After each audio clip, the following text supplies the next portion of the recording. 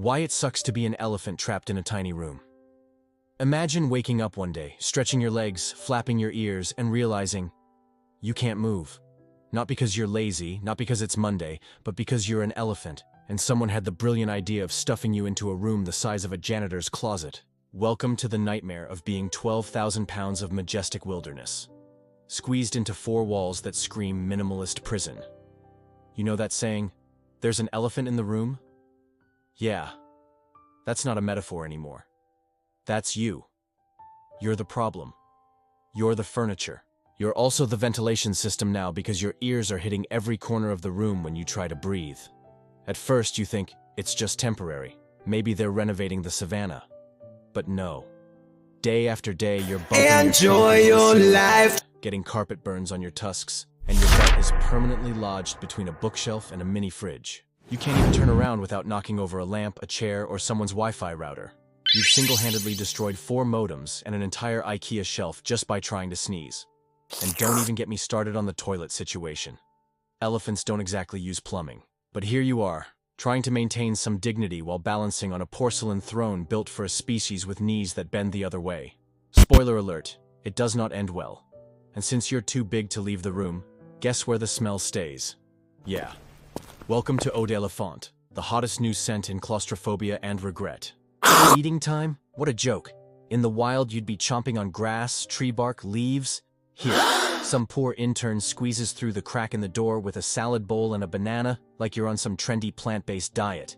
You're burning 10,000 calories trying not to panic, and they hand you a single celery stick like it's a gourmet treat. Thanks, Susan.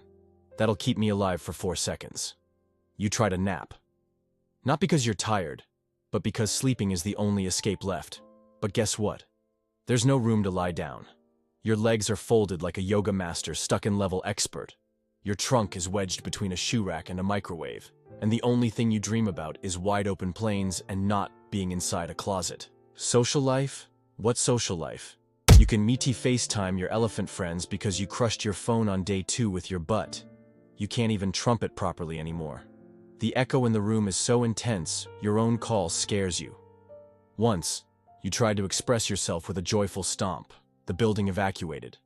You caused a local earthquake and got billed for property damage. And don't think the humans are helping. They keep peeking through the window like you're some art installation. Look, it's so symbolic, they say. The elephant represents emotional baggage. No, Karen. The elephant represents an actual elephant stuck in your guest room, and he's very close to having a mental breakdown. Eventually, you stop trying to live. You just exist. You accept that your new identity is part elephant, part wall decoration. You try to find joy in small things, like watching dust particles dance in the sunlight, or imagining what outside smells like. Sometimes you talk to the spider in the corner. His name is Frank. He doesn't say much, but at least he listens. Then comes the worst part, the existential dread. You start questioning everything. Why am I here? Who put me here? Did I commit a crime in a past life? Was I a parking ticket in human form? You spiral into elephant existentialism, a dark place filled with crushed dreams, broken ceiling tiles, and the haunting sound of air conditioning that only works when no one needs it. But here's the kicker. After months of psychological torture, someone finally opens the door wide enough for you to escape. You squeeze out, tusks first, crying tears of pure relief, only to realize they moved you into a slightly bigger room. Still no windows, still no savannah, just slightly less chance of knocking over the microwave. So if you ever feel like your apartment is too small, just remember, at least you're not a full-grown elephant trapped in a room that smells like despair and leftover lettuce. Your problems might be big, but they're not 12,000 pounds of elephant stuck in a closet big. Thanks for watching.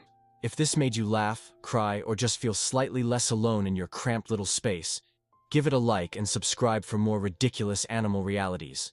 Because somewhere out there, another animal is having a worse day than you, and we are going to talk about it.